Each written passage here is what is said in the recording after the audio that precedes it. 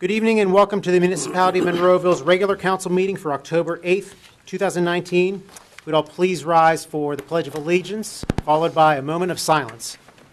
I pledge allegiance to the flag of the United States of America and to the republic for which it stands, one nation, under God, indivisible, with liberty and justice for all.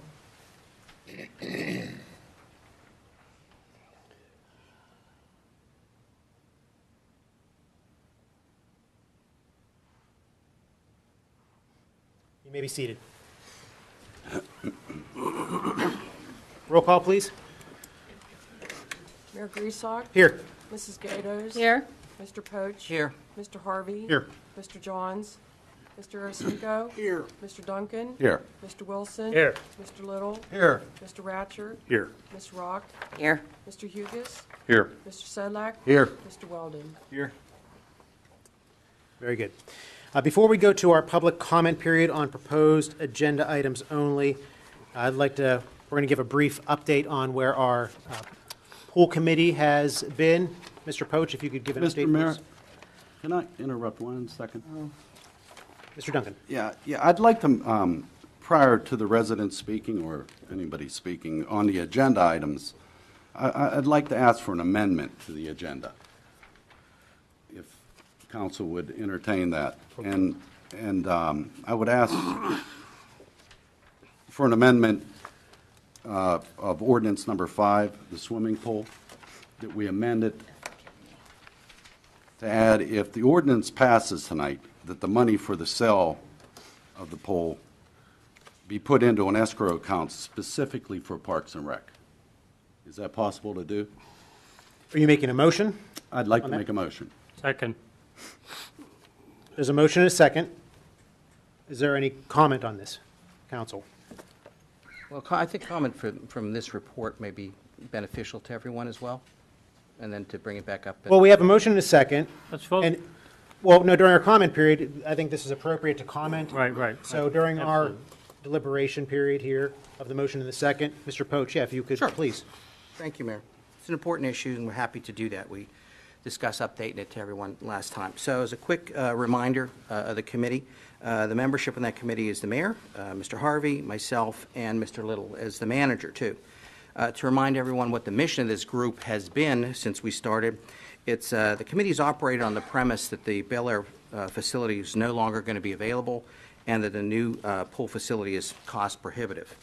The committee's been able to review the status of the aquatics programs, is to do that and sponsored by Monroeville, and develop some effective strategies to ensure that those programs continue into the future.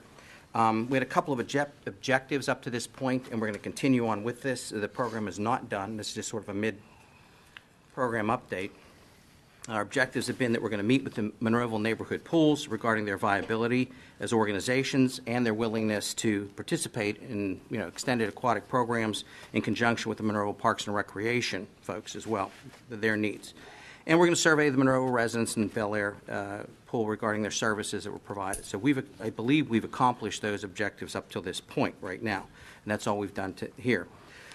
Where this information has come from, it comes from firsthand sources, things that people that we have talked to, your testimony here that we've talked about here, and comments in place. We reviewed those from the transcripts of our meetings and information that we've had since June, since this committee began. We've had some notes from our focus groups as well to help influence, and our meetings with the neighborhood pools. As a reminder, to this point, that included Garden City, the Gateway Heights Club, Haymaker Swim Club, the Park Swim Club, and the Henry Kaufman Family Park as well. We had surveys sent out, survey data. As a note to that, there were 67 member households that were surveyed, and in households, the membership includes more than just one person as well. There were 41 responses returned to us through a number of different means, about 61% of them. And also we've considered any current official communications that have come to us, not supposition, not somebody said, but things that have come through to that office. Up to this point, right now, there's been at least one facility that's definitely available as a home for the swim team to do that.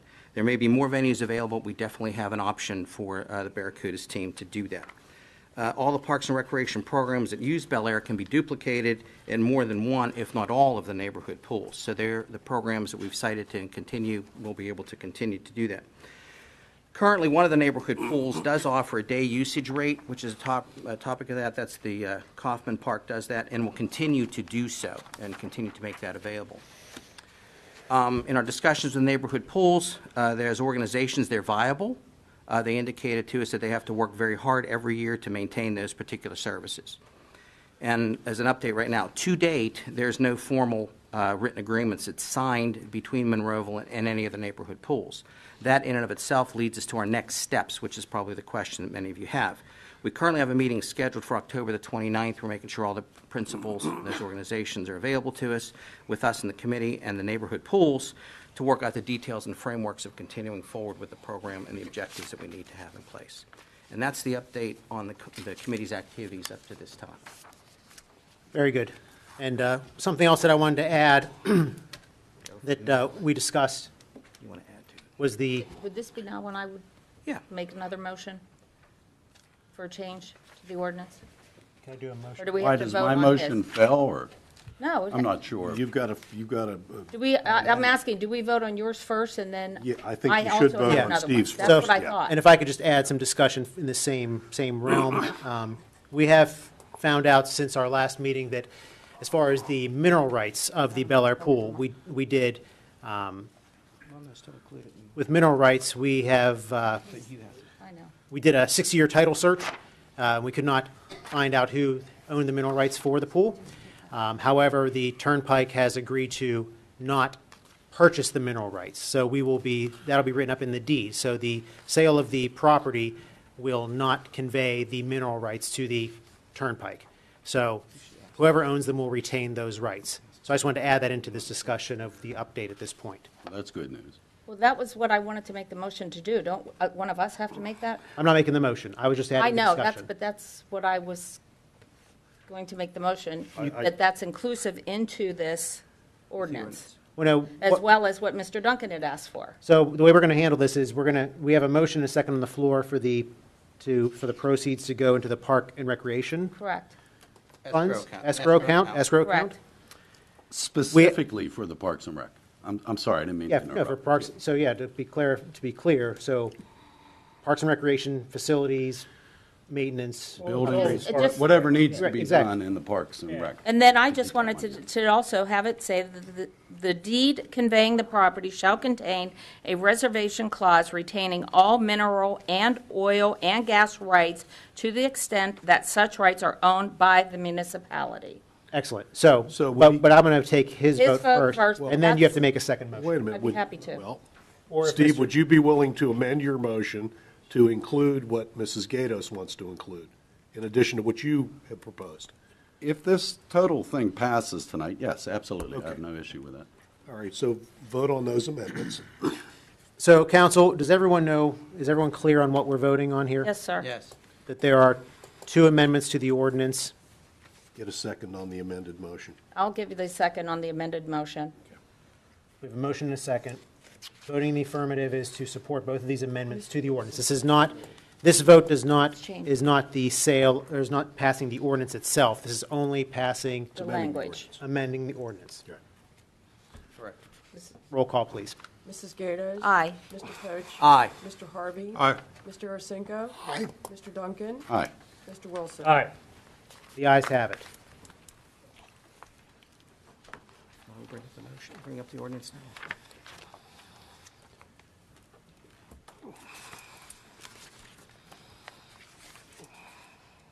Mayor, do we now vote on the ordinance? Let's bring it up. You're waiting until, I believe what we have to do is still have a public comment period for the actual Prior ordinance. to it? Mr. Ratcher? yeah, I agree. Okay, just making go to sure public we're all on the comment. same page. So now that we have our updated ordinance that is being considered this evening with those 2 amendments, we will open up the floor for public comment on agenda items only. So if there's anyone that is signed in, now would be your time to present, or if you would like to address council, now would also be your time. We always ask for a 5-minute time limit to get your point across. I will indicate a 1-minute time limit whenever you have a minute left. And there will also be a public comment period at the end of the same meeting that you could speak about any municipal item, including these ones. Sir, if you just sign in. Already signed in. State your Brian name for the Susko, record. Turnpike Gardens.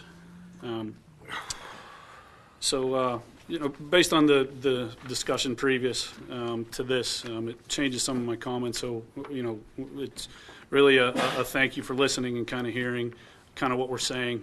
So we appreciate that. A clarification, not to have a back and forth now, but a clarification for the Parks and Rec is that ordinance, is that amendment to the ordinance for a replacement facility for the swimming, or is that just for the Parks and Rec in general? And I'll leave that comment for later. But the one thing I just wanted to bring up, probably throwing a wrench into the discussion here, but I just want to make sure that we understand that we still don't actually have to sell the pool this year.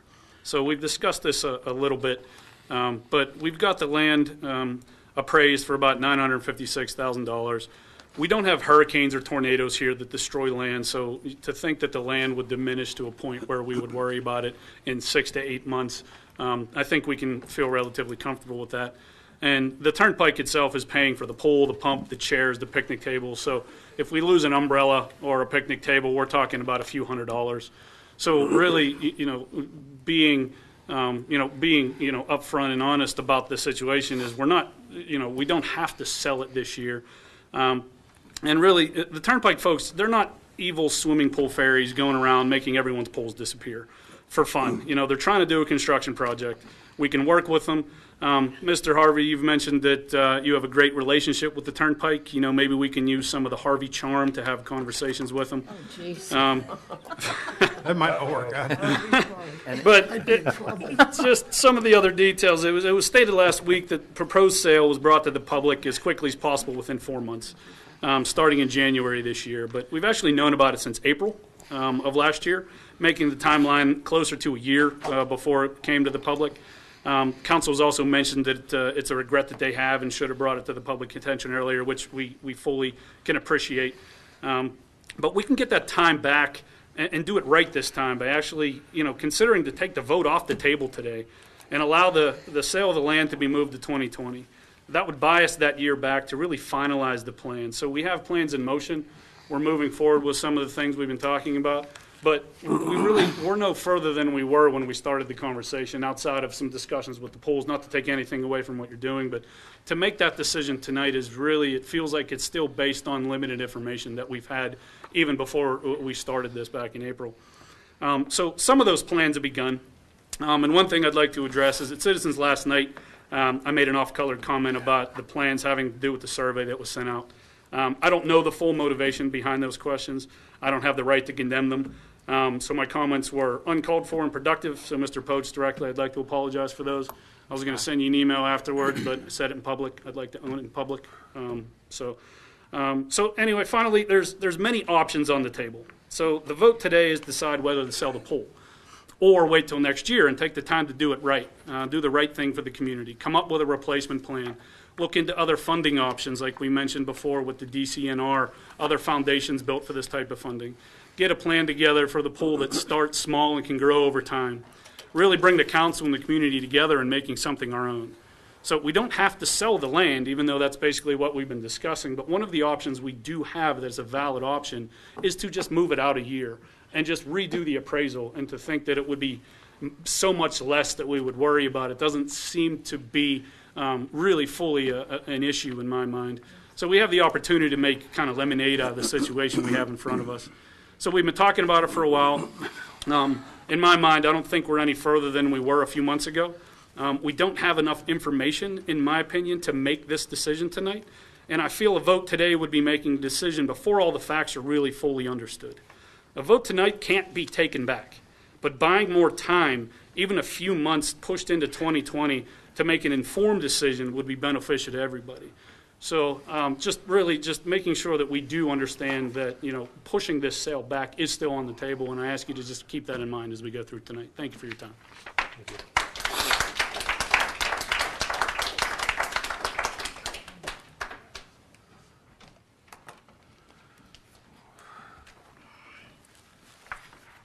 I'm Barbara Spann. Is this on? It is. Yes, great. You could sign in.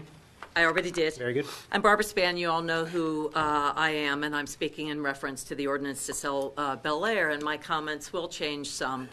First of all, I commend Mr. Duncan for offering an amendment and others who offered an amendment about the mineral rights, which is what we discussed and proposed that you do on Thursday, so thank you. Even though these amendments are offered, and particularly the one on escrowing the funds for Parks and Rec, that hasn't gone far enough, and I would ask that you take it a little bit further tonight with another amendment or postpone for a month until your ducks in a row. The brave teenagers who spoke about Bel Air in prior meetings up here, they called it their safe place, where they could swim competitively, be outdoors in the old growth trees, do art, participate in camps with other kids, a safe space. And an environment where we've had a shooting at the mall and stabbing in the school district next door, an opioid crisis. To vote for the ordinance so quickly with a new amendment tonight, which is definitely a step in a great direction, but without fully thinking through what your next plan is for this safe space, is leaving a lot on the table. Here's why we need to take that extra step. You know, you've had time to write the ordinance properly previously, and with the full amendment. And by the way, I'm not putting that down because what you did was great tonight, and you said you were going to do it on Thursday, and you stuck with your commitment on behalf of everybody.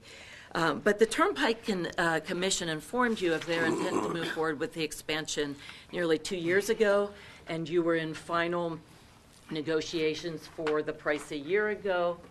Here's a document, if the camera could look at it. Council met on the terms privately and in violation of the Sunshine Act, which is designated to protect the public back then, and I've underlined it here that you had private meetings on it. Mr. Little, you disputed that you had an agreement when I spoke last Thursday.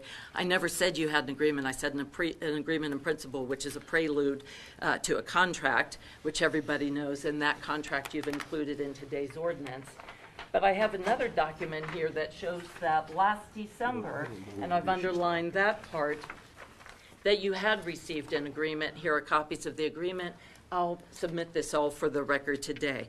So the fact is, you have had a lot of time to meet with the Bel Air community and not just the private pool owners. And here you are on October 29th, coming to a head with a potential agreement with the private pools without including the volunteers and leaders of the programs at Bel Air on your committee. You've excluded them from the table. There should not be another meeting with them at the table. The private pool funding might not be the answer. That amendment of putting the funds in escrow for Parks and Rec and legally ensuring that those funds stay within Parks and Rec for the purpose of a replacement pool at Monroeville Park or some other pool-like designation is really critical to do, and to do with everybody at the table. The 2020 budget doesn't currently designate the revenue to go to the roads. That's something you stated last week. But the estimated 2019 unassigned general fund reserve balance is more than $15 million, and you've estimated in your 2020 budget that $9.5 million will remain unassigned at the end of 2020. We really have to designate these funds very specifically. Mr. Duncan's amendment, take it in and expand upon it, if not tonight, then within the next month. We wouldn't be here talking about this if the process were transparent, and with all the time you've had, these amendments were developed in advance of the ordinance, were written differently. So please, salvage what can be salvaged of this. $1 million asset for the kids. That sale should preserve for the legally binding explicit purpose a safe and vibrant space with the same use either in a single park we own or with the Bel Air community at the table if it's going to private sources. And I'm not saying anything against the private pools. The Span family, in addition to getting nearly $2 million in current market value assets, we were original bondholders of Gateway Heights to ensure that pool was built because it didn't require people to live within a specific community. So take this, expand upon it, the right direction it's going for the kids, for the kids, for the kids. Thank you.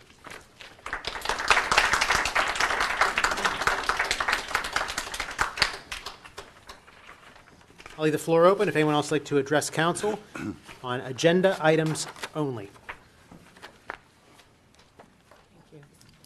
Yeah.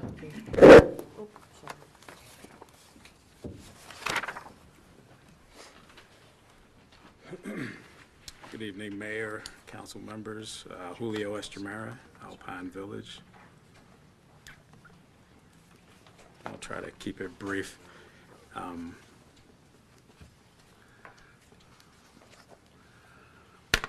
During the Citizens Night meeting, didn't have an opportunity to respond to Mr. Poach's comments about getting a progress report, for council and for the public today. And I guess what I wanted to state on that night was, progress report is nice. It gives an update, on the legwork and the things that have taken place with the committee up until this point. But when it comes down to it, tonight, the council's prepared to vote on this ordinance and whether the sale is going to go through. And what we're really looking for is a complete report of your findings, full disclosure of what the committee has gone through, details of their findings with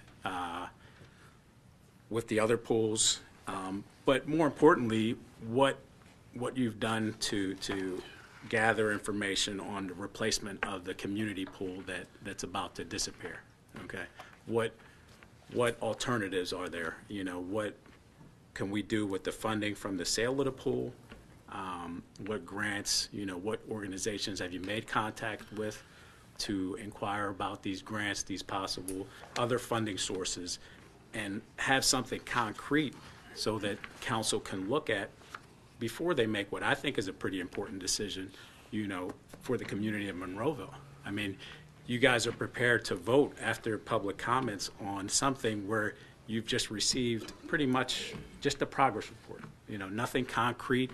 There's still a meeting on the table for October 29th, and there's nothing definitive, beyond what you've heard here today. There's nothing definitive beyond October 29th. There's no agreement in place. So really, there really hasn't been anything concrete that you can say, and I don't feel comfortable with. I don't know if council feels that way, comfortable with what's been presented to you tonight. But what I'm looking for is pretty much a report and say, here are the recommendations that based on the research and what the committee's done, we propose this. And I'm looking for a replacement pool. You're taking an asset away from the community. You're taking a pool away from kids who have marched up here, 5-6 months in a row to tell you this is their safe place. I've been looking forward to working as a lifeguard at this community pool. Community members have been here. They've watched all of our families grow. What are you going to do for this community now that you're displacing them? That's what we're looking for, answers in that respect, not a progress report hoping.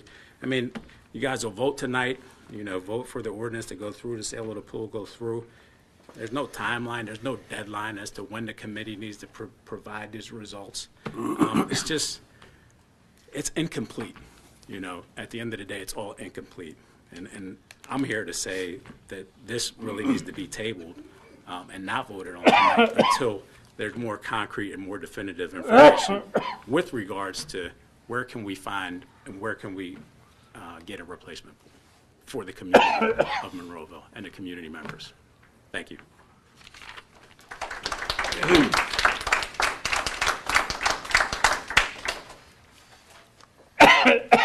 If anyone would like to address council?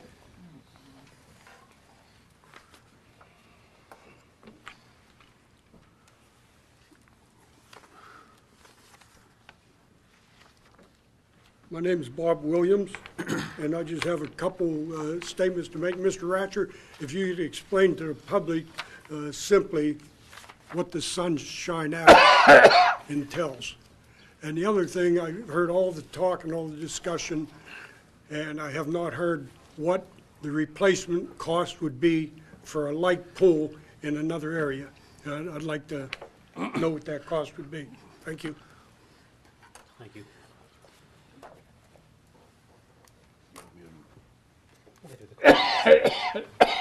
Is there anyone else who would like to address council before we close this portion of the meeting?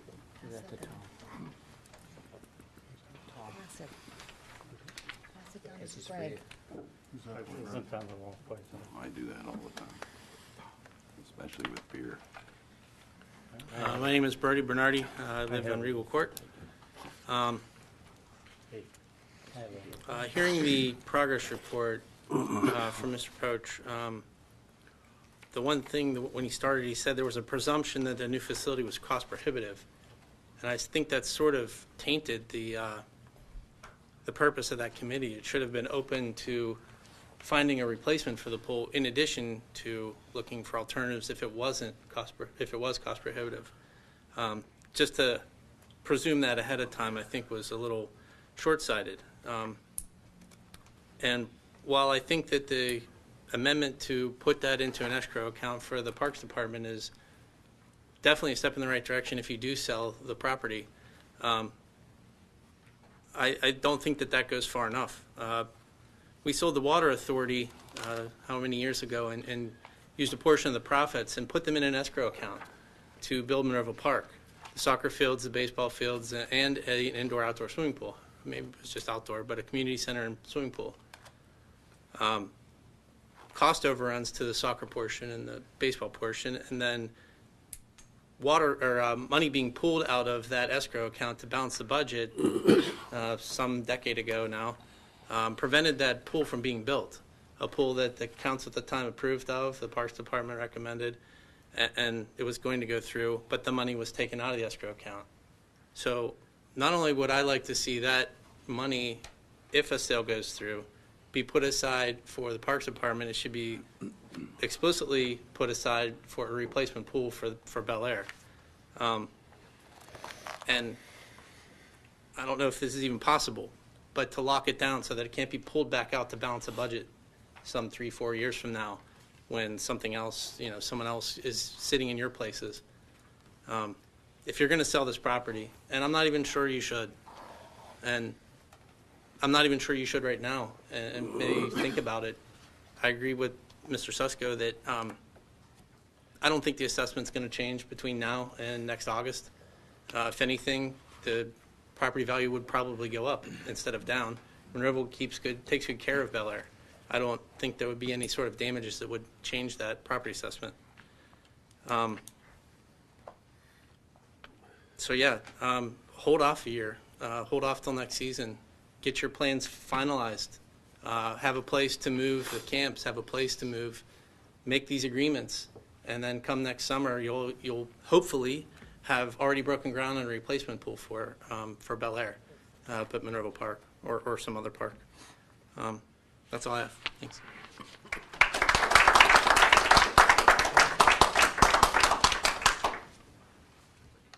I'll leave the floor open. If there's anyone else that would like to address council on agenda items only, you'll have another opportunity at the end of the meeting to discuss any municipal item.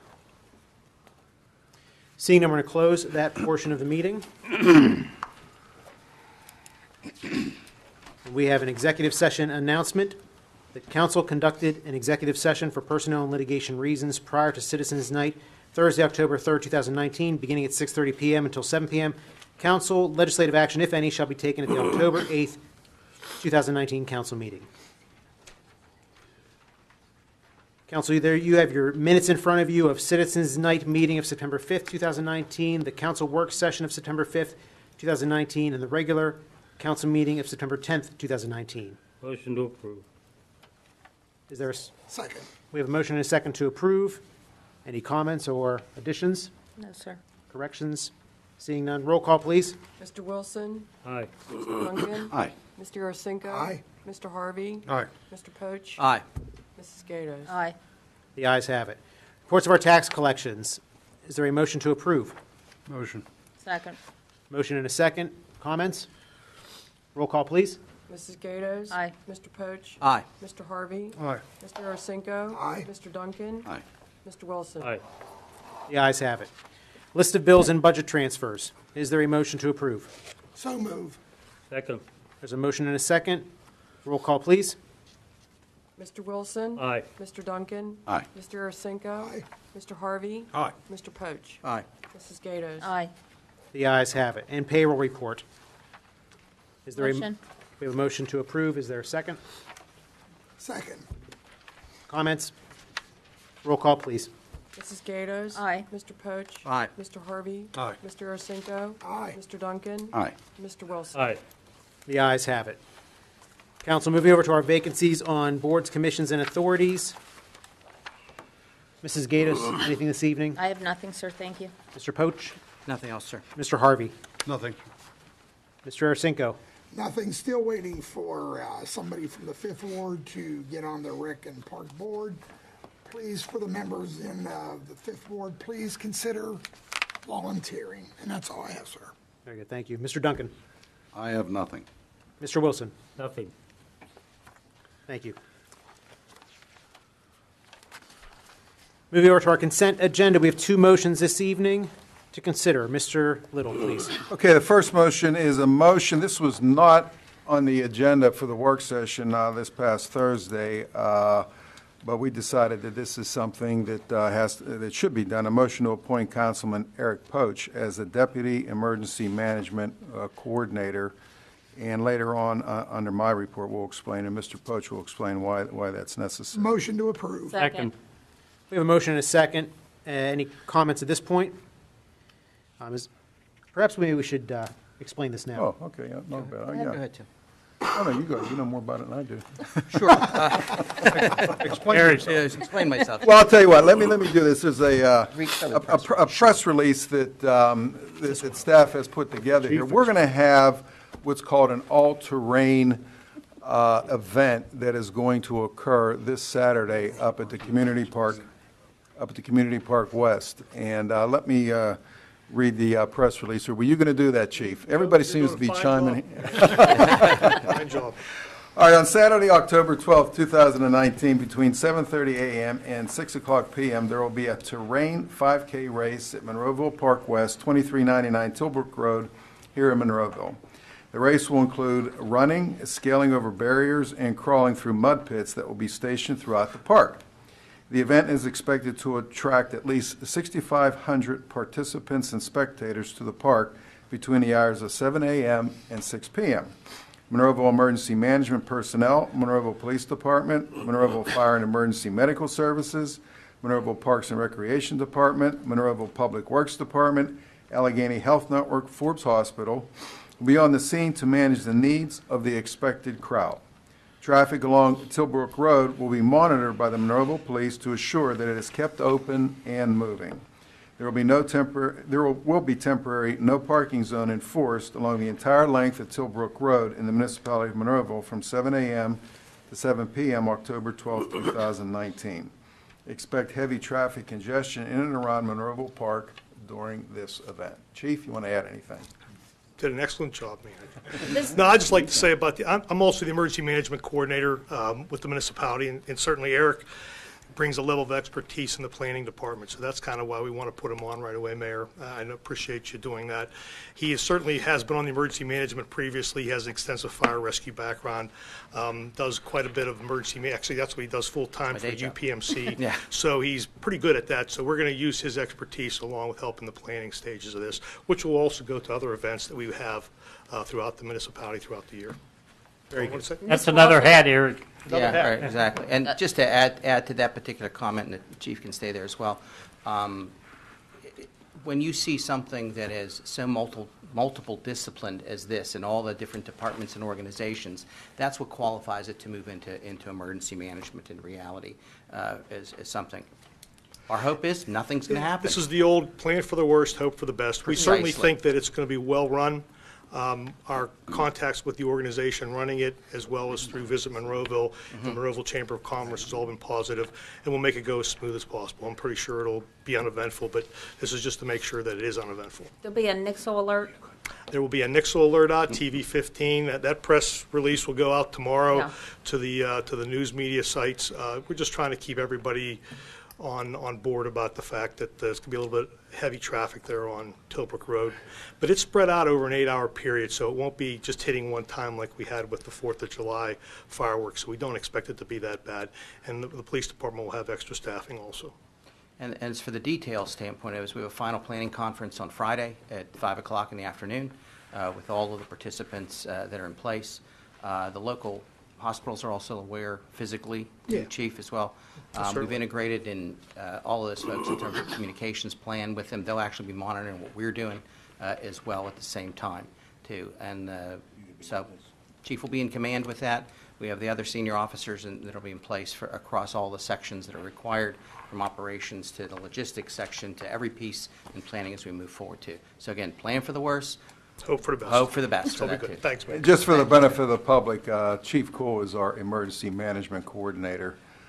And several different reports had to be developed by Chief Cole and with Allegheny County, and that's all in place right now because of the amount of people that are going to And be Department attending of this Health event as well. in the Department of Health, correct? Yeah, the registration numbers just really climbed, and that's why this wasn't on the, And we have a On the personal, agenda we have a last personal Thursday. interest in the success of it, do we not, Mayor? Or you haven't chickened out? No. no, I just want to finish. Yeah, But he I'm wants glad to there's going to be a lot of finish, yeah. emergency coordinators there. Yeah, Mayor's in it, my wife and daughter are in it, so, well, there's a whole lot of participation that's ongoing as well, too. So it'll be a good event for Monroeville. So we do have a motion and a second to approve this. Any other comments or questions, council? I just want to say thanks for the explanation and good luck. Thank you, Steve. Great. Roll call, Long please. day. Mrs. Gatos? Aye. Mr. Poach? Aye. Mr. Harvey? Aye. Mr. Arsenko? Aye. Mr. Duncan? Aye. Mr. Wilson? Aye. The ayes have it. Our next motion, Mr. Little. Okay, the next motion was tabled at last month's meeting, a motion to renew the Turtle Creek Valley Council of Government lease. Council tabled this motion. Council would have to make a motion to untable it. I would like to make the motion. Second. Your motion is to untable it. Correct. Yes, second. Second. So we will be voting to take it off the table. That is correct. Right. Roll call, please. Mr. Wilson? Aye. Mr. Duncan? Aye. Mr. Arsenko? Aye. Mr. Harvey? Aye. Mr. Poach? Aye. Mrs. Gatos? Aye. So, Mr. Little, do you want to continue explaining for now? Yeah, this is under the same motion that they just took off the agenda is under a resolution because this is a new 10-year lease. It's a 5 years with an option to renew another 5 years for the Turtle Creek Valley COG, which is a huge asset in the community and also in this building.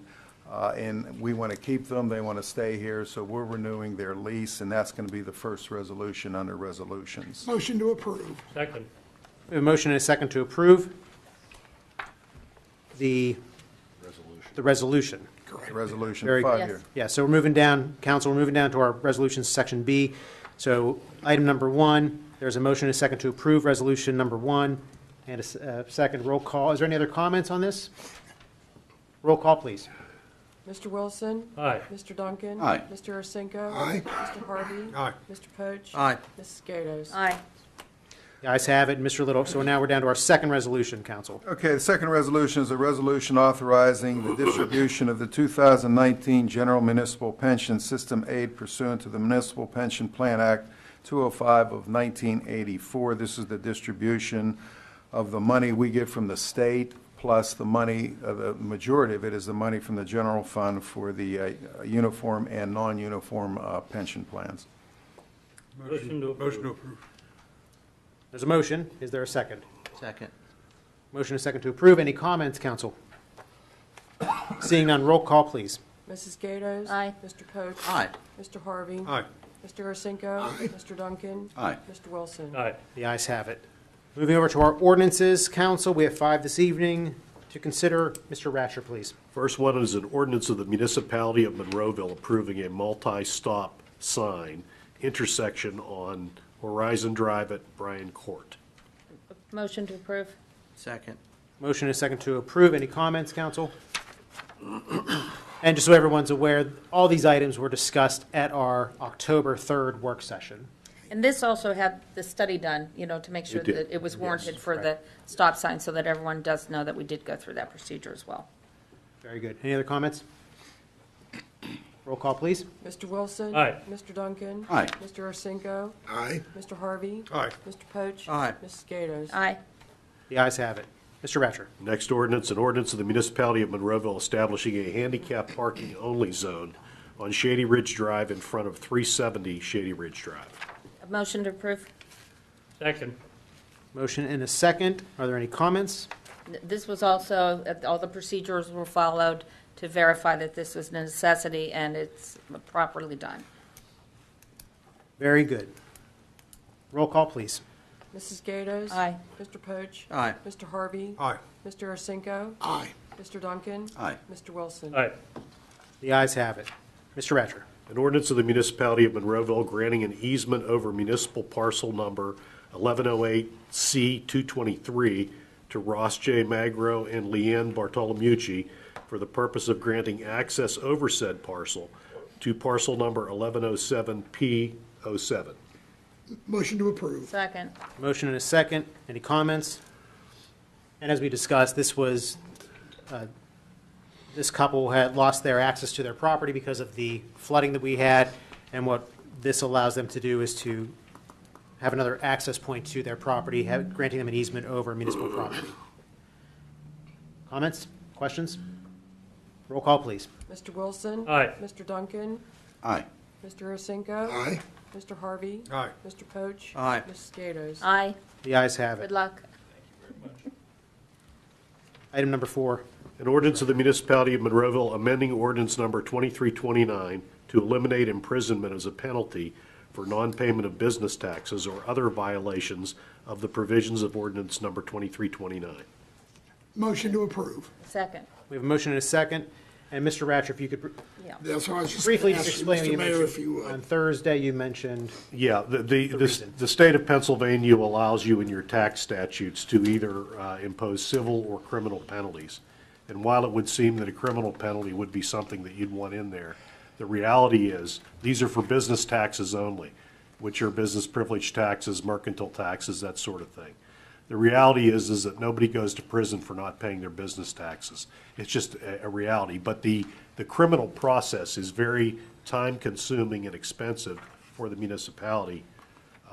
It's our belief that by going to the civil process, we'll be able to get civil judgments that are enforceable against these people much quicker, and by doing that, more effectively collect the delinquent taxes. And I would also add that I think we'll all keep an eye on this, and to the extent that it turns out that it's not a good idea, we have the flexibility to switch back. So, Thank you. very good. Any other comments, council? Roll call, please. Mrs. Gatos. Aye. Mr. Poach. Aye. Mr. Harvey. Aye. Mr. Ursinko. Aye. Mr. Duncan. Aye. Mr. Wilson. Aye. The ayes have it. The last ordinance. an ordinance of the Municipality of Monroeville authorizing the municipality to enter into an agreement to sell 10.42 acres of municipal property known as the Bel Air Swimming Pool to the Pennsylvania Turnpike Commission for the purpose of widening the Pennsylvania Turnpike in Monroeville. And this ordinance would be presented with the amendments that were earlier voted upon and passed in the beginning of the meeting. So they would be included in the ordinance that I just described to you. Correct. Yes. Understood. Okay. So that is the ordinance. Is there a motion to act on this ordinance? Motion to approve. Second. We have a motion and a second to approve. Any comments, discussion, council? I have a question or comment. Mr. Duncan. I deeply believe that the committee is definitely devoted in finding a result to this. You know, I mean, they're in between a rock and a hard spot. I don't know that maybe we could table this for another month and give you guys, the committee, another month to, you know, to just work with the residents and see what we can do here. I mean, I don't know if I'd get a second on that or not, but I don't see where another month would hurt, because obviously eminent domain isn't part of this subject right now, right? Am I correct? As of right now, correct. Correct. Yeah. Well, what is our deadline? Well, the only deadline to consider, at the end of the year, the Turnpike will have a statutory responsibility to get a new appraisal. The appraisal that the municipality got was substantially less than what the Turnpike offered. So I think there's some concern that. I mean, what we got on our own. Correct. Yep. So substantially less. I think there's some concern on the part of council, and I don't want to speak for them, that, you know, if we wait and let it get into next year, they get a new appraisal, now the price goes down precipitously, perhaps. No, I agree, but Yeah. I was just concerned for the committee. Maybe Yeah. they'd need another month or whatever to better get it out and explain, I mean. Sure, Steve, and I appreciate your concern, you know, and the work for it. It's ongoing. Two things that I didn't really say about things in terms of deadlines and the people that are cooperating, and to comments for about including more individuals. That all has to come into the next phase of this point of it. As I mentioned in the report, the first challenge was we weren't even positive that we had means to begin to explore. So until we talked to for example, the community pools as one group, and then in consultation with Parks and Recreation, we got a complete description of what they had, what was in place, what they need, and then we had that as a second portion of that. So that's the first couple of steps of it. Now we have to nail down the devil's always in the details. There's no question about that. As we set this next meeting for the 29th, in that conversation, those individuals and representatives, seem pretty confident and willing to move forward and work with us. So I think I'm confident that it'll move forward. And every time you put a deadline to something and some other act intervenes with us moving forward, you know, there's always a problem of falling behind. I don't want to disappoint anybody. At this point, I'm pretty confident that we can move forward in an aggressive manner to work out the details of these folks, because there are some timelines. The very first moment, I had the opportunity to review all of the minutes of the meetings, and I looked at a number of our recordings as well. And one of the points is, you know, we have to be ready for next swim season in place. There's a self-imposed deadline for the people that we're working with. They've indicated to us, it's like, okay, we want to come to an agreement what we can and cannot do. And those of you that have been engaged in those neighborhood pools know, you know, it starts soon.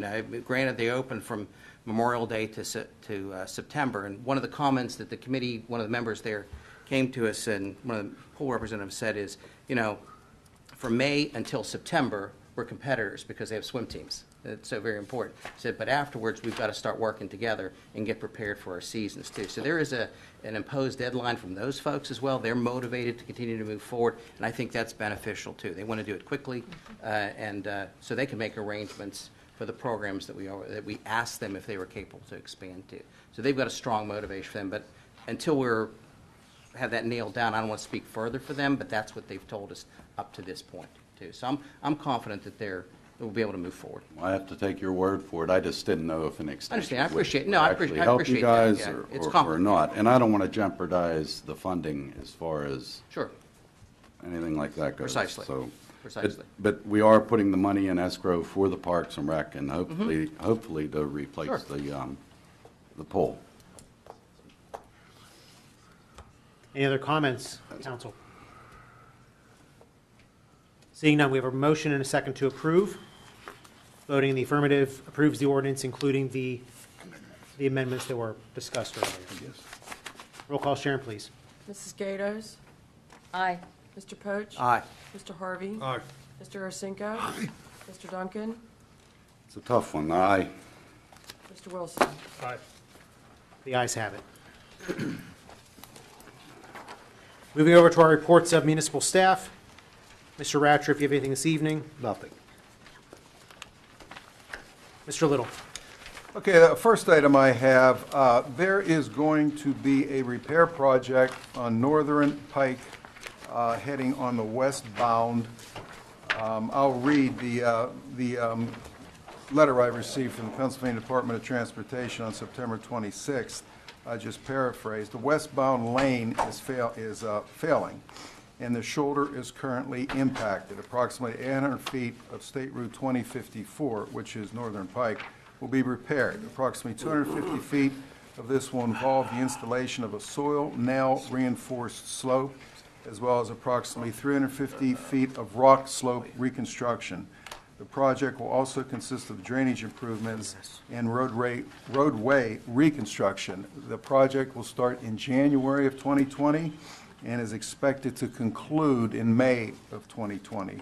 So if, during that time, if you travel Northern Pike like I do, if you could avoid Northern Pike, because they will be setting up a portable traffic light there. So that's going to be impaired for about 5 months. Okay, the second item is the 2020 budget that we annually do. I'll be as brief as possible. Then if council or anybody in the audience has any questions, they're more than welcome to ask at the end of the about any items on the agenda, any questions of council or me. The public hearings for the 2020 budget will be Thursday, November 7th, which will be during the agenda-setting meeting, and also Thursday, November the 14th. The budget this year is a decrease of 1.45%, a modest decrease. It is virtually the same as last year's budget in some respects, in most respects, but in other respects it is not. The revenues are outlined below. The majority of revenues that we have, they're basically in line with what we've had in past years.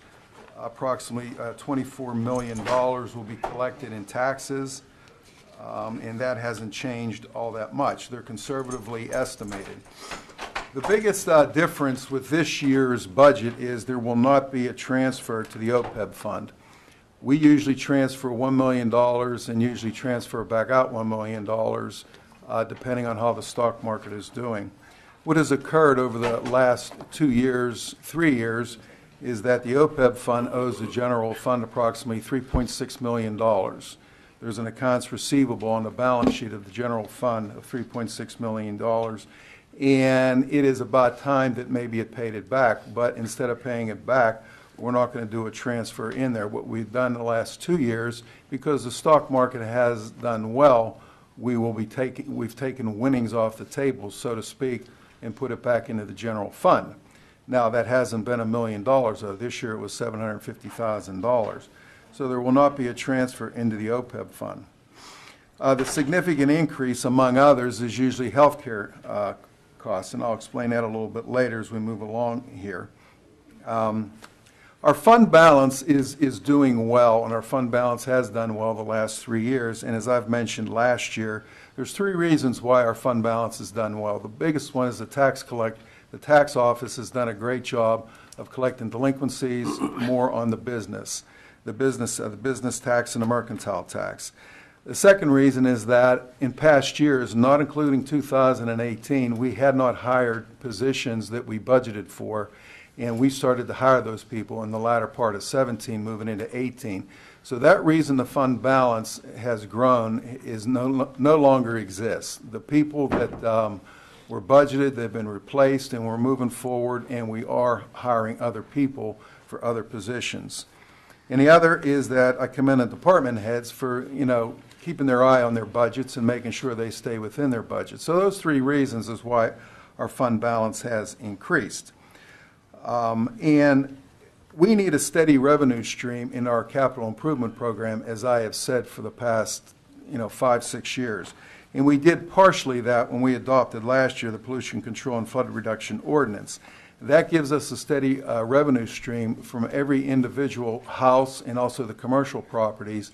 The residential is $120 per year.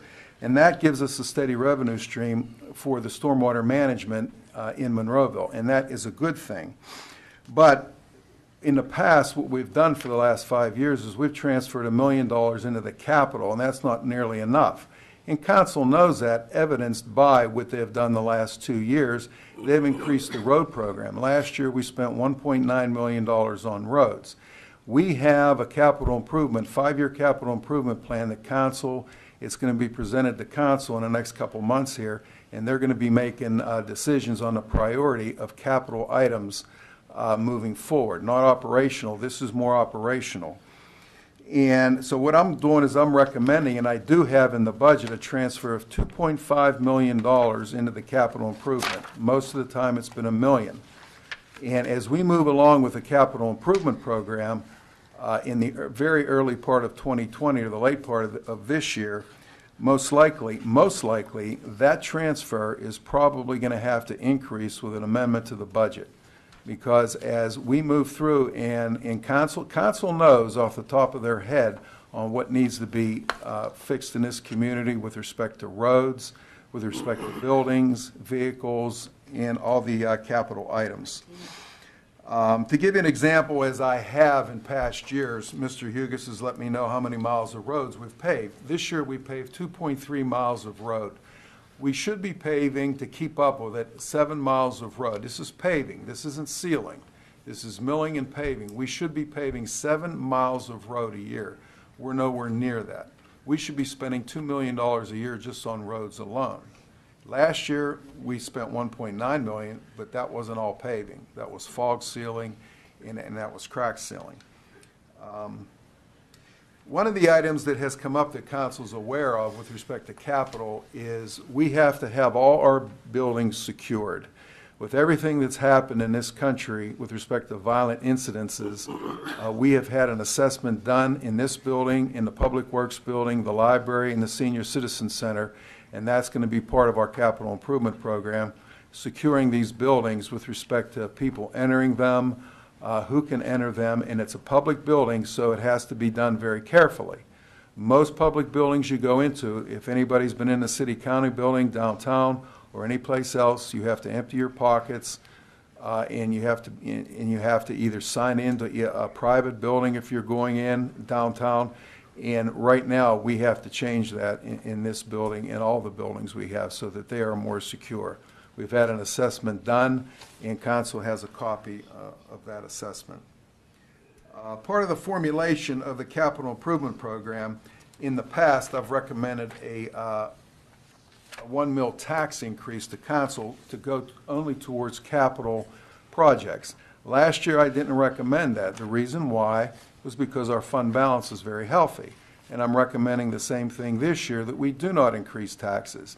Now, moving along, that could change. Moving into 2020, that could change rapidly because we're going to have a very aggressive capital improvement program moving on in 2020. So moving into 2021, that could change. Now, one of the what we have been doing since 2014 with respect to capital, we've been, as I said, transferring $1 million into the capital program, and that's what's called a pay-as-you-go. Now, that is good because what we're doing is we're paying down on our debt service when we floated bonds in years past. We pay approximately $3.2 million in debt service, and we're paying that down. And Moody's, the bond rating service, they notice that. Everybody gets rated every year or every other year, and so our bond rating went up. So what does that mean when your bond rating goes up? That means that if you do float a bond, you're going to pay a lower interest rate. So it's very important, to keep that bond rating up and keep it climbing. So we've been paying down our debt. It's just like you run your own budget at home, and if you have credit card debt, you want to try and pay it down. It's the same principle. Now, one of the items is that when you do capital pay as you go, there's 3 items that is that it is not as good. It takes longer to complete the capital projects, which is where we are right now. We have a lot of them backed up. And the amount of capital projects that you perform is limited. If you float a bond for $5 million, you can go out and spend $5 million and you can do a lot of things, but you got to pay it off. So we've been trying to, but we're at the point now we've got to move ahead and fix more roads. And major unforeseen capital expenditures will have to be supported by the fund balance, which it has been. And our fund, we've moved ahead this year and we've done some capital programs, but the fund balance has still stayed healthy, which is a good thing. And I'll talk a little bit more about the fund balance as we move along. The other expense that is constantly in the forefront that council is aware of, and it's going to get worse before it gets better, is our post-retirement health benefits. We have had a lot of employees, mostly police, that have retired, and most of the employees have post-retirement health care. So when you have an individual retire, they're not 65, they are still getting health care from the municipality. Just them and their spouse, in some cases, but you have a person retired and they're getting post-retirement health benefits for them and their spouse, and you have a new person coming on, so you're getting it from both ends. And that's not going to start dropping off for another 9-10 years. And that's just an expense that we're under contractual obligation that we have to endure. Okay, end of the revenues. Council can see in the, and this will be online tomorrow, everybody will be able to take a look at it. Council can see that the budget this year is about $500,000 less than last year, and about 72% of our revenue comes from real estate, earned income tax, local services tax, and business tax. That's the lion's share of it. And the tax office collects the real estate tax. They usually collect about 97 to 98% of the real estate tax.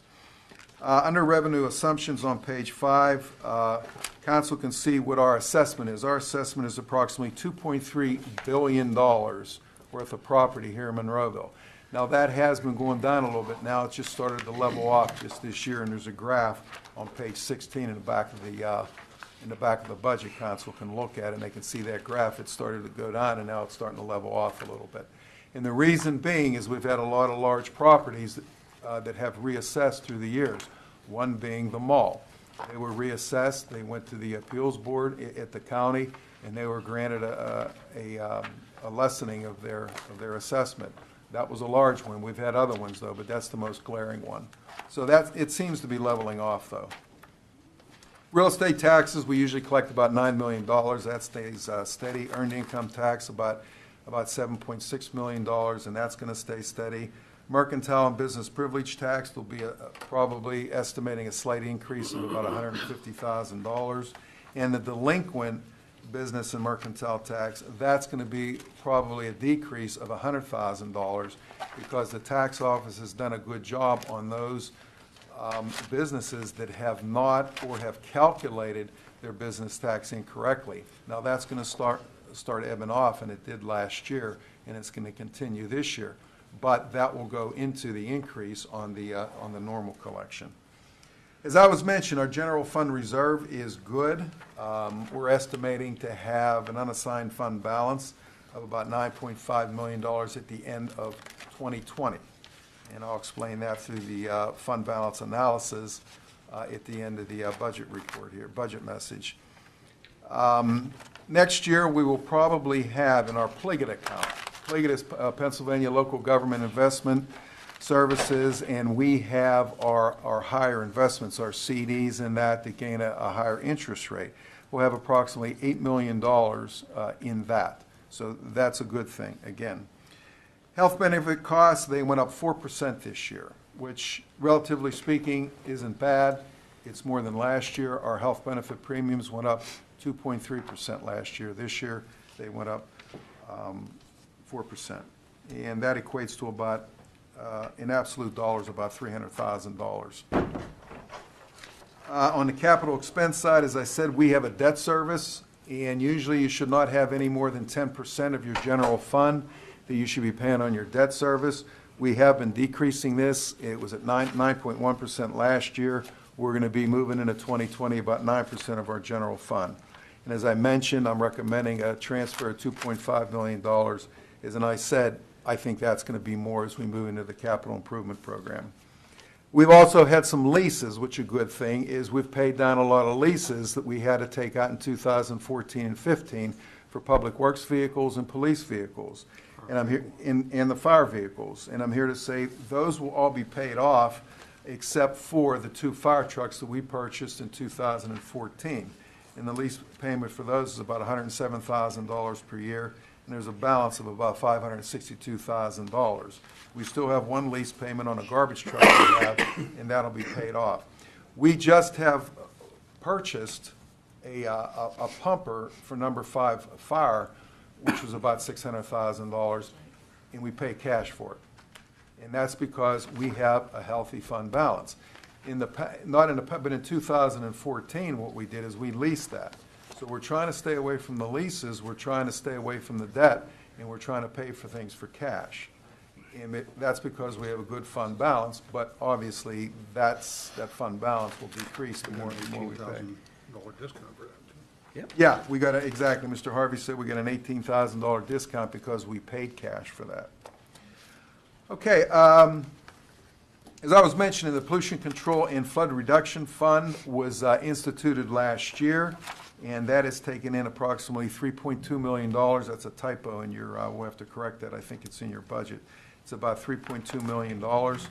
And just to add to that, for those people who have not paid that $120, there will be a delinquent letter going out November 1st for those people who have not paid. All right, just as an aside. I'll take that out of my report.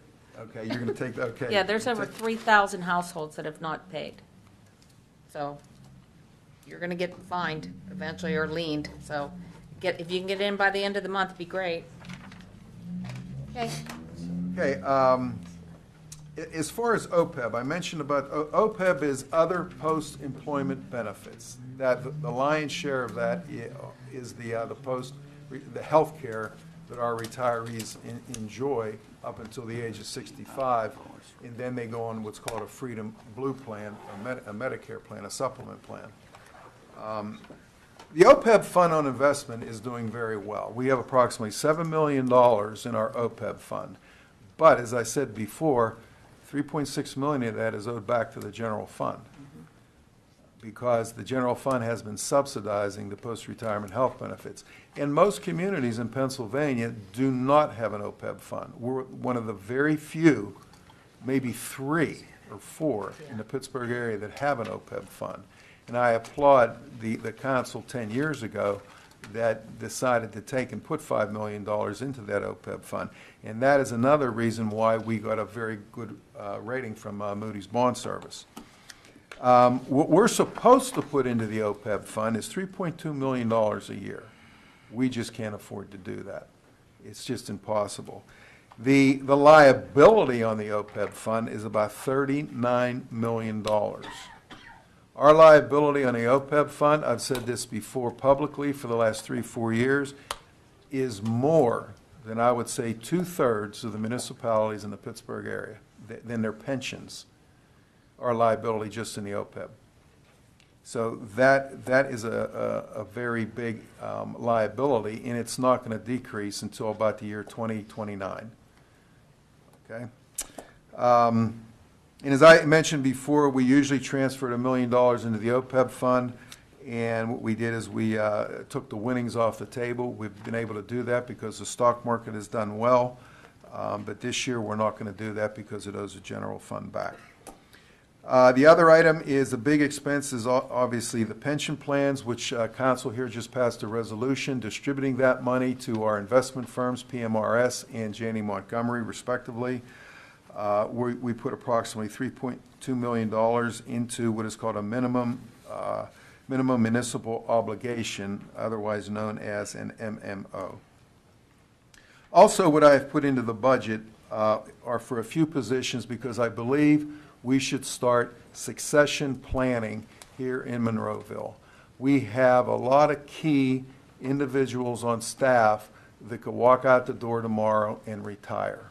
And we should begin to plan for those people leaving. Now, nobody has indicated to me out of the key positions that they're going to retire. But 2-3 years down the road, we should be prepared and we should be hiring people to replace them. So, what I have put into the budget is a salary for a deputy chief of police, which we have had before, and I've also put in for an assistant manager.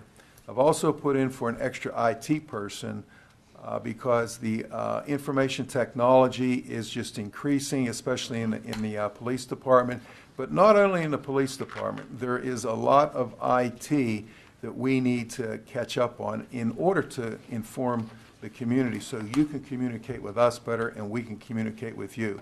One example is what Mrs. Gatos mentioned tonight about Nixle. We started that about 2 years ago, and I think it's been fantastic. People get a notice, a text notice, if a road has been closed down due to an accident, and I think it's great. Those are the kind of things that we need to do to communicate with you. We need to get an app online so you can go onto the app on your phone. And we're working on that right now. So there's a lot of IT items that we have to do in the community here. Another item that I have budgeted for is the 2020 budget contains a $15,000 expense in the manager's section, contracted services 2730. This is to begin a program with an outside consultant to act as an economic development advocate for the municipality. An outside consultant of this nature will identify retail markets that are suitable for Monroeville, provide retail analysis, identify and evaluate differences between competing shopping areas such as Cranberry and Ross and others, and the lifestyle of our residents and the people who visit Monroeville for shopping or personnel reasons. Hopefully this will become an annual expense that will pay for itself with a noticeable increase in property and business taxes, in addition to providing our residents with retail and services that are enticing to them. I've been investigating this for the last 3-4 months. I've been talking to a couple outside consultants, and I'll be giving council more information on this when the budget hearings start.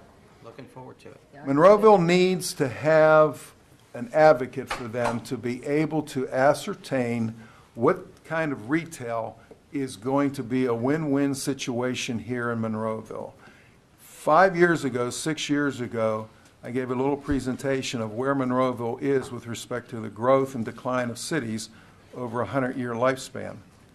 And we're at a point where we have to be able to get the kind of retail, the kind of industry, and the kind of office space in here that's going to be successful.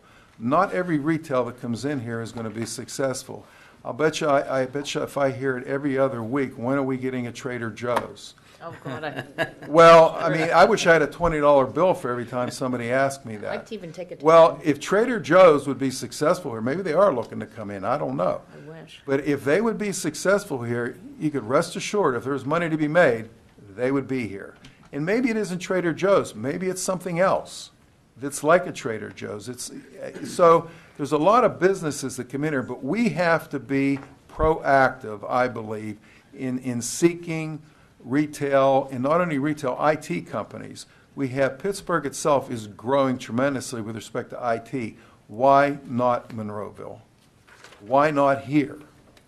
We have a lot of office space here with respect to the Westinghouse, and I think we should start to lead the charge on that. Instead of people coming to us, we should have a company that could be able to slice and dice our information that we have. Okay, the last item on the budget report is the fund balance analysis. Last year, according to our CAF, our Comprehensive Annual Financial Report, we ended up with about $14.4 million as a fund balance. And out of a $35 million general fund, that's pretty good. The GFOA, the Government Finance Officers Association, they're recommending 20%, which they increased that a lot in the past years. It used to be like 5%. We have our own resolution, our own policy, where we keep 10% in reserves. So we ended up with about $14.4 million. Now, at the end of this year, we're estimating that we're going to have an increase of the fund balance of about $700,000. And that's a good thing, okay, because Josie and I have been keeping an eye on that as we go through the year right now. And we, as I said before, we have started spending on capital items this year because we need to. And I'm just excited that we're not below and we have a negative on our fund balance moving into this year. The fact that we have a positive, I think, is a good sign. Now, moving into 2020, with our 10% general fund reserve policy, the proposed usage for the 2020 fund balance is about pushing $2.4 million. Now, these are estimates. They're nothing set in stone. So we're going to be spending according to the budget here, about $2.4 million. Now, the lion's share of that obviously is a $2.5 million transfer to our capital that I mentioned. And that is probably going to be more. And it's money well spent. It's your tax dollars, but it's money well spent for roads, vehicles, these buildings being maintained. We're beginning a new roof on this building right here before the end of the year, depending on the weather. So there's a lot of items that have to be spent. The library needs a new HVAC system. And these things have been let go for about 5-6 years or so.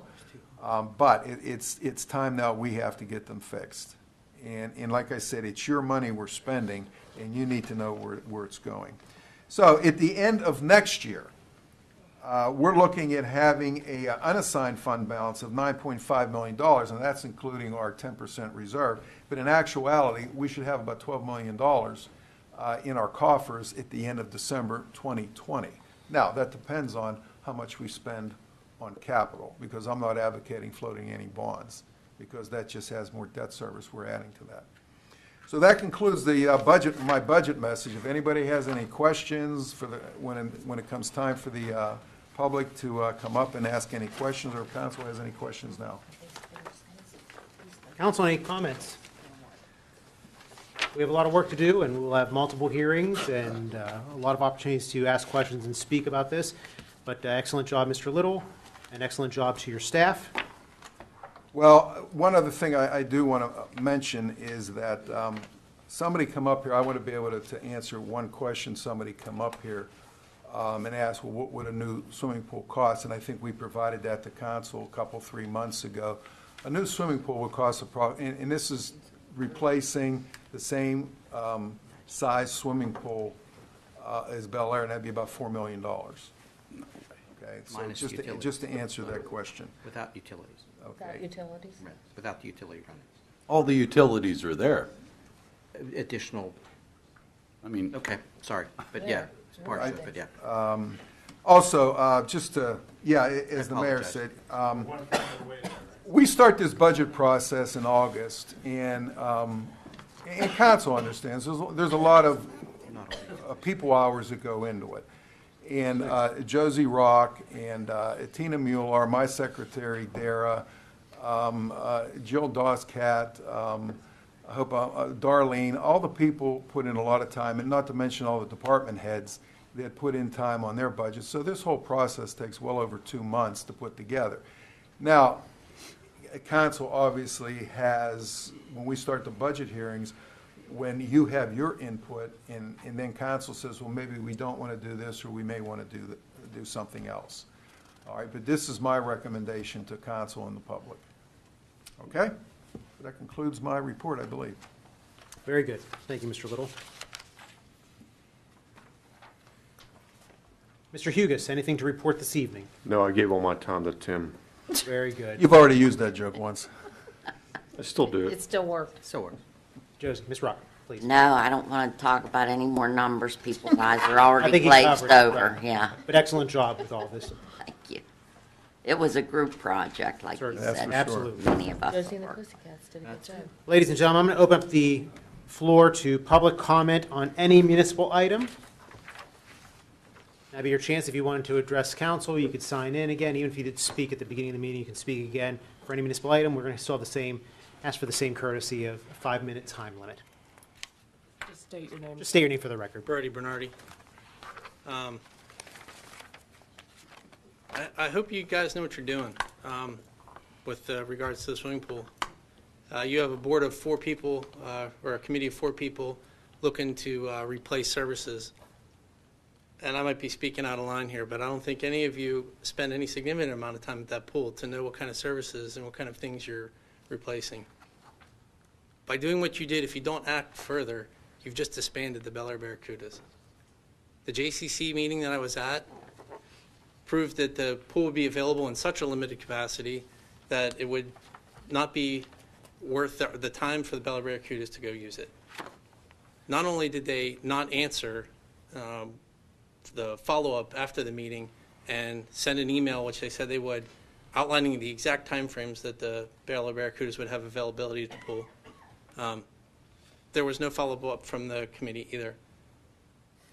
the first thing you ought to do is get in touch with the Turnpike and ask for a 1-year lease on that property that you just decided to sell. If the team doesn't stay together next season, they won't be back when you reopen a new pool.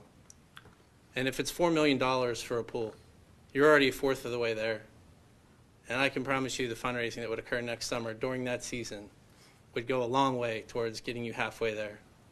And that doesn't even mention any types of grants from the DNCR or other places that could help us out getting that $4 million. So I hope you guys, I hope you reach out to the people who know what goes on at those pools so that you can replace them adequately, and not just talk to the private pools who really don't have a vested interest in any feature pool being built. Thank you.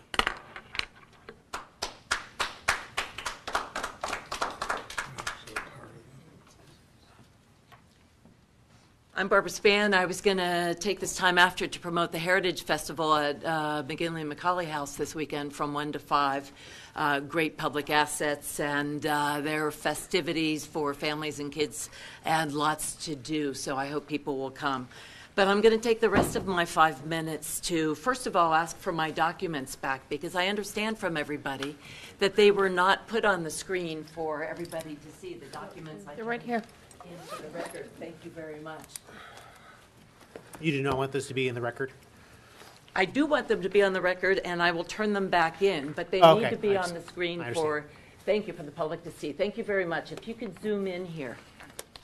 The documents show that council met and discussed the terms a year ago of the sale of the pool and asked for $1 million, a response which was given, keep the camera here, a few weeks later from the Turnpike Commission, and that you had not only an agreement in principle, but an agreement which the Turnpike Commission said they understood that you were going to act on for the sale last January. Although you didn't, and here is, please bring the camera back to the documents, thank you. Here is the agreement, and here are the terms. Thank you, first of all, Councilman Duncan, for putting in the amendment you did tonight, and that You're does welcome. take a step in the right direction. But there is no excuse for meeting privately, Councilman Poach, without the Bel Air community having a seat at the table with the private pools, 2 of which are in your ward. And there's no excuse for coming to some kind of terms and agreement to piecemeal out bits and parts of the program on October 29th without having multiple estimates for a new pool in a Monroeville Park as an alternative for the long term, not just for next summer. Yes, this takes work, but these documents show you have had more than a year to do that work and involve the community more than just a 5-question questionnaire. It's unconscionable that a last-minute amendment had to be made tonight to put the money even in escrow, which is being done, but which we know legally does not bind and protect that for the purpose of replacing this asset in some form, its an entirety. So I'm asking you now, go back to the drawing board, get at least 3 public estimates for a pool, because before you gave the amount of $4 million at a prior meeting, one of you said $2 million. Look at the tapes. Look at the tapes. You're the same individual that went to the meetings and said you didn't bring back maps when the original Turnpike map shows that they didn't need the full property. I'm asking you to get estimates. I'm asking you, Mr. Poach, with the committee, to include the community, and when you're talking to the private pools, make that a short-term consideration, get estimates for a long-term replacement, and give the process a chance, because that has not been done tonight. Thank you. And I am submitting these for the public record. Thank you.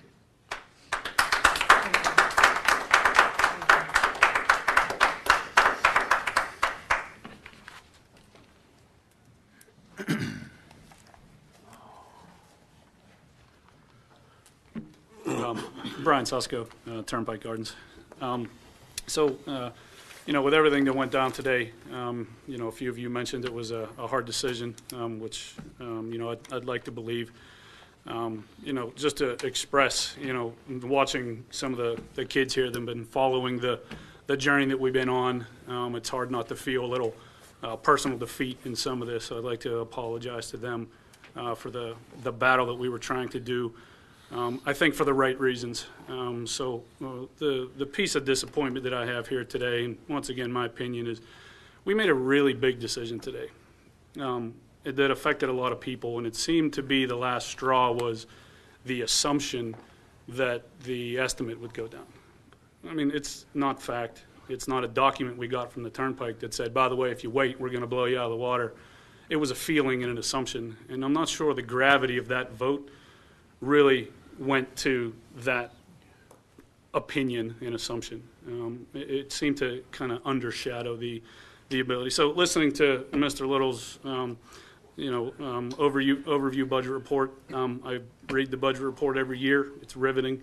I get it. But, that's a lot of money. We're talking about, $35 million we're talking here. But the effect that vote had for a little over $1 million seemed to, once again, outweigh the amount of money that we're talking about. So, for example, the $1 million, as I've said in previous speeches here, where it's a one-time thing. It's not a revenue stream. So to put it towards the roads and to put it towards something else, it wouldn't solve anything. So now that we have it in escrow, it's still not meant to replace the big decision that we made today. So it's in escrow. It's in for the funds, which I can't thank you enough. I appreciate you standing up for that.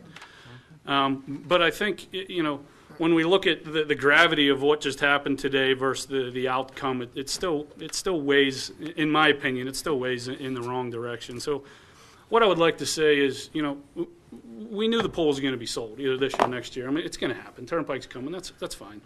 I still think it was premature. We should have, looked at other options about waiting for another year to give us a little more time. But you made your decision.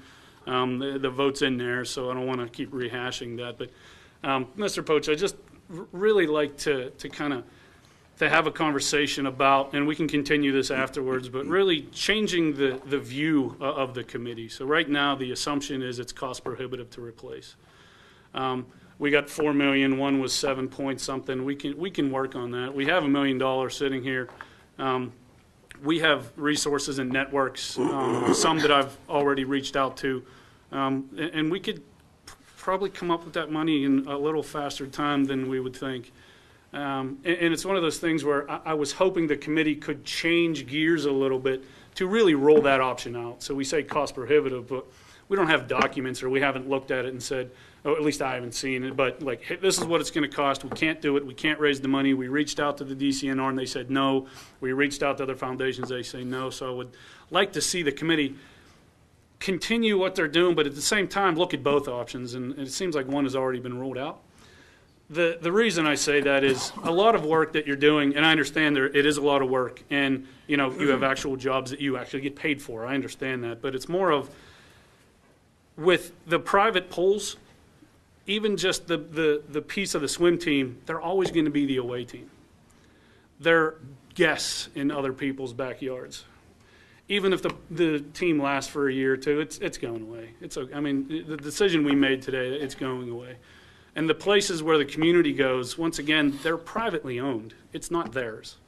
Hey, I'm going to go to this pool, I'm going to go to that pool. Polls at any point can basically say, we tried for a year, no thank you. So I just really want you to understand the gravity of what we did here compared to the budget statement that we just heard. The amount of money, the amount of money we're talking about versus the effect that it actually has on the community, I really think we should, try to keep that in perspective as we go. And if we could, have email conversations or anything about that after this, about really trying to, let's prove that it's cost prohibitive before we go to the other direction. Because the other direction, as hard as we work, it's only going to get us so far, and things are going to fizzle out because being a guest in someone else's house over time, it just gets old. Once again, I appreciate the back and forth that we've had for a while. I know the vote happened, but I know there's other work to be done, and hopefully we can still be part of that as we move forward. So thank you again for your time.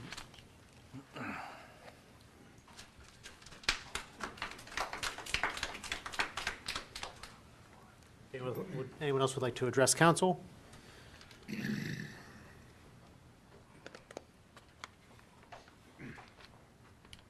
Julio Estermera, again, Alpine Village, and just want to read a quick definition here of community. Community, a feeling of fellowship with others as a result of sharing common attitudes, interests, and goals. This happened. It's happened for many years at Bel Air Community Pool. Anything short of replacing that sense of community with a new venue, a new pool, would be robbing the community members right now of what takes place there. And I just want to reiterate, what Brian just said, if the gears don't change, with regards to the option of replacing that, I think it needs to. I mean, I think I've mentioned it several times, up here at this podium, with regards to just the plan in place of how you're going to replace what's been taken away with the sale of Bel Air Community Pool. For me, it's not so much, the Bel Air Barracudas is just one piece of that pie. I'm confident in stating that we could take the Bel Air Barracudas. We've got a pretty good following. We've got some pretty good parents that are involved, and we can take that swim team without the help of the committee and find a location for that team. We don't need the committee to do that. We need the committee to fill the void of what just happened here tonight. The pool's going to be gone. That sense of community, we need that to be replaced. We don't need Bel Air Barracudas to continue at the JCC. We can do that by ourselves. We want that community pool. And I hope tonight, and I'm disappointed at the way the vote went. I think the vote went down with just incomplete information, and I don't think it was unreasonable, to table it and vote next month with a little bit more information. But anything short of talk about a replacement for Bel Air Community Pool, I think it's unacceptable. So that's all I have. Thanks.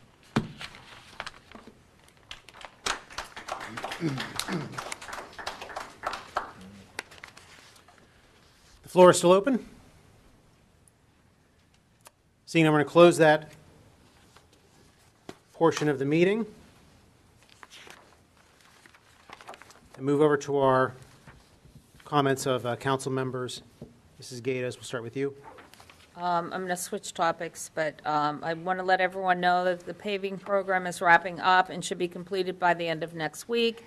So thanks to our road crew. They've done great with the weather that we've had this past summer. Also, thanks to the Water Authority for their work on Center Road. They were instrumental as well as to getting that road done and opened.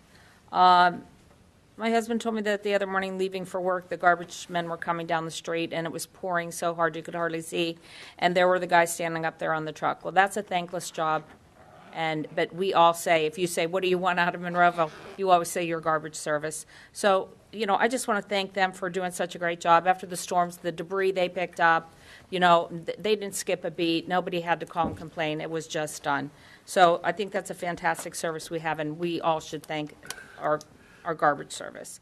I would also really like to thank our Mayor Griesbach, Councilman Harvey, and Councilman Post, and Mr. Little for the hard work that they have done so far with these pools and the continuation of the talks to benefit all the services for the coming years for the community.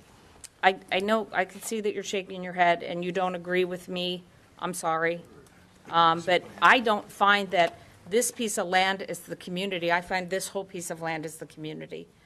So, I don't know why it's said that if they're not in this portion of the land, it's not a community thing. If they're in this portion, it is. That's just hard for me to comprehend. Why can't we all be a community? My point was they're private business. Okay. Let's So anyhow, gentlemen, a great big thanks to Josie and the Finance Department, everybody that worked on it, Mr. Little, for the report that we were given. This has taken us a lot of work, and we still have a lot of work to do. And please remember that it's getting dark earlier now, and watch out for the kids on their bikes because they're still up playing because it's still early till the time change. And I will not turn my back on a resident. That's all I have. Mr. Poach. Sure. Changing gears a little bit more, too. We had a discussion with the Historical Society, and they are pushing forward the Heritage Festival this weekend. To do that, they're looking forward to it. Spoke with some of those folks this weekend. It's the McGinley House, too, so if you have the opportunity, please go down. It's a lot of fun whenever they're present every year when they do this particular event. And then also, I think we discussed it enough earlier, please be careful on Tilbrook Road. It's going to be busy this weekend, just so everyone else is aware of that piece. And other than that, I'm complete for now. Mr. Harvey. Yes, the first thing I have is, I got a call from a couple of residents on Pondview Drive. I did not get a chance on my way here to the meeting to check it out, but they stated that there's only one street light on Pondview Drive, and if you've ever driven it, it goes into a pretty dark bend, S-curve, down to Woodhaven. And anyway, I don't know if they only meant one working, or there's only one period.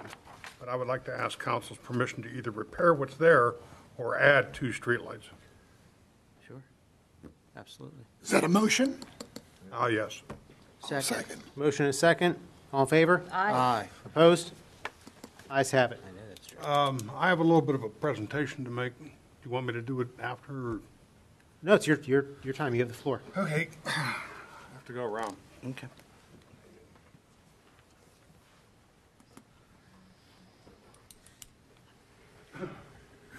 Sean Logan would be here to make this presentation, but he had another commitment tonight. Myself and Sean were meeting and had many discussions about possibly getting a community sign, an information board, if you would, much like Cranberry has. So we started meeting, me and Sean started meeting and having an investigation, trying to check it out. And we had to obtain costs, which were way higher than we thought they were going to be. And enter the COG and Amanda. She managed to get a grant for this thing. So I wanted to show you, we wanted to initially put the sign on the northeast corner. Joe, could you put that where the banners usually are? On the northeast corner of 22 and 48. And there was a problem with that in that the Conservancy has an agreement with PennDOT with the flower beds, and PennDOT wouldn't allow it anyway. I mean, they were very stern about it. They said they would not allow us on that property for that purpose. And part of it was liability, I guess, if somebody wrecked into it or whatever the case may be. So then, with that, Sean and Bob Ratcher talked to the Hampton Inn on the other corner, which is the southeast corner, and that property is owned by the Hampton. And Bob, could you give me just to give a brief what happened there? We got I don't know whether to say an agreement or a lease or. No, we got an easement to put the sign there on the Hamptons property. They were very receptive to the idea of having a community sign and so forth. So they granted us a perpetual easement. As long as there's a sign there, we have the easement. So that's kind of that corner. The next thing we had to do is we had to get PennDOT approval for that. Enter Mr. Weldon and Paul Hugas, and they got that permit. So with that, Amanda managed to get us a grant for $149,510. What I'm asking council tonight is we need to pay 10% of that to have the managing say in it, which is $15,000. With that, Mr. Ratcher has to design an ordinance on the rules and fees for putting messages on the sign. I can tell you that Cranberry lets no general advertising on it. It has to be from 501c3 people or anything from the municipality. what the funds would be used for, because they do charge a fee if outside agencies want to put something on there that meets the specifications. They put it back into the maintenance and upkeep of the sign. And in my opinion, in the ordinance, who will manage the sign? I think it should be Sean Logan and Visit Monroeville and Chief Cole. And I say Chief Cole because he would have the ability to put on weather alerts, traffic alerts, amber alerts, and things like that. Other than that, Sean would make sure that the people that put in for advertising space or notice space met our ordinance. Sean and Visit Monroeville would receive all the fees and the advertisements, and they would take care of managing that. Now, on this sign, Joe, there it is. There's an artist rendition of it. That sign is about 18 feet, 6 inches long, 10 feet, 1 foot high. The center structure that you see blue is about 14 feet wide, 4 feet off the ground. The illuminated part is approximately 3 feet high by 7.5 feet long. And what you can't see there, if you can see the writing, these 4 words there is illuminated squares that are approximately 2 feet by 1.5 feet that sponsors for the sign have purchased. And I just got notified by Mr. Logan, and they are, by the way, they're not cheap, $25,000 for 5 years, and they're filled. So one is given at no cost to the Hampton for their giving us the property. The other one is UPMC, Forbes, and Visit Monroeville's paying for the other one. So what I'm asking council tonight is to approve the $15,000 it would take to get this whole project completed. Can I make a motion to approve that now? Second. And then Bob would have to design the ordinance and bring that back to us. There's a motion and a second. Any questions or comments? Quick question to Ron, too. So essentially... Yeah, I should have said that. Yeah, sorry, yeah. So essentially, given with the fees and perpetual collection of it, too, the money that we use now is essentially covered and paid for. Could you pass these down? Yeah. Yeah, and also, if it got into the positive, which it has a very good chance of doing, the ordinance could say that Visit Monroeville and could award grants or, things like that with the excess money. And also, our portion of this money does give us the availability for our chief and whoever else is designated to put Basically, we have the information on there. controlling say in it. Correct. So that is why we want to put a portion in, so we have a say. Ron, I have is it exactly 10% of the total cost? Is that what council's going to It's pay for? $15,000. It's close to 10%. I think it's. Okay, so it's $15,000 Yes. flat, okay, all right. I mean, that's only $500 off, being 10%. So there was a motion and a second for this item. All in favor? Aye. Aye. Opposed? The ayes have it. The report's complete. Thank you, Mr. Harvey. Mr. Aracinko. Just to remind everybody, November 5th's coming up real quick. Please get out there and vote. That is certainly a right that many of our military veterans gave their lives for us to do.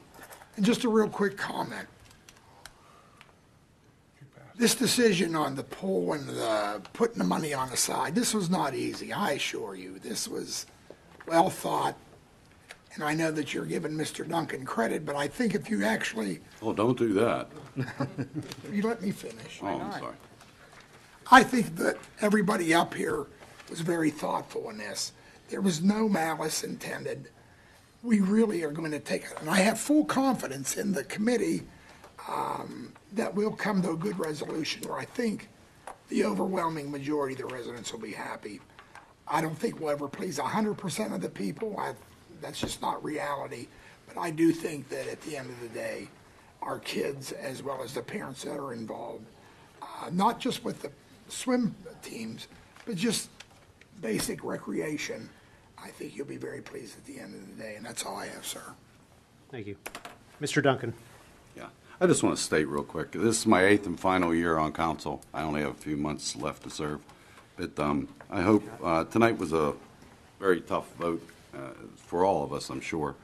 But I just hope that this council considers, and my predecessors and everybody considers, replacing the pool. I think it's a great venue for Monroeville, and I was one of the few. I've worked for Public Works for 34 years, and I was around the pool and maintained the pool for all those years, and I'd like to see it be replaced. That's all I have tonight.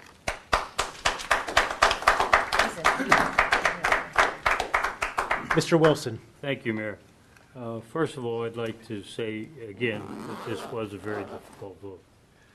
And the young people, the young ladies that came up on Thursday night, they did a fabulous job. And they made a presentation better than some of the others. And I commend the young ladies. And again, this was very tough. This wasn't. But you still have to remember that this is one neighborhood in our community. This isn't the whole community. And you need to remember that. And our folks will find a way to help you. We're not going to leave you high and dry. Now, my other is Happy New Year to our Jewish friends. Again, I want to come back on the vaping. I think the vaping is so dangerous now that two stores have pulled out of it publicly, national stores, which are Rite Aid and I forget the other one. There's another drug chain. And again, I'm asking the retailers in Monroeville, please stop the vaping, sales of vaping, because there's over 1,000 deaths so far with this vaping. Thank you. Thank you, Mr. Wilson. And I'm going to be repeating what some people already alluded to as far as the difficulty of this decision. The Turnpike expansion was certainly a situation that was kind of confronted to our community. I believe that this council looked at this from every angle, all the pros and cons, as far as waiting, starting now, later. The offer from the Turnpike, I believe council believed it was a fair offer, and particularly so once we had our outside assessment, it even looked even more fair. As far as waiting another year, I don't believe council was interested in risking that, because not only would it be a reassessment, but it could also be a new offer. So it's not just necessarily based on the assessment of it, but it could be a new offer. And unfortunately, there's not eminent domain, but the Turnpike is definitely expanding. That is for sure. And they certainly have the ability to capture land if they need it. Maybe it wasn't the entire property, but it was a way for them to make a fair offer, which we felt it was. And unfortunately, it is very disheartening to lose this community amenity. There's no doubt about that. I will commend council, though, for at least taking this money and reinvesting it into Parks and Recreation. There was a lot of discussion about that and a lot of work for that to happen. We have amenities. We have 17 other parks in the community that all need upgrading or repairs and maintenance. We have a wonderful community park that is aging. Even though it's the newest park, it is aging. It needs to be upgraded and repaired. There's been calls in our comprehensive plan as far as changes to that park as well. So these are all the things that we'll be exploring, along with continuing the meetings with the pools, with the Bel Air swim team, with all the neighborhood private pools, Henry Kaufman Camp. Once again, it is not an easy decision, but I'm confident that the committee and this council is working in the best interest of the entire community, and these decisions are never easy. So with that, I'll seek a motion to adjourn. So move. Second? Second. All in favor? Aye. Opposed? Thank you. You can- I'll see you.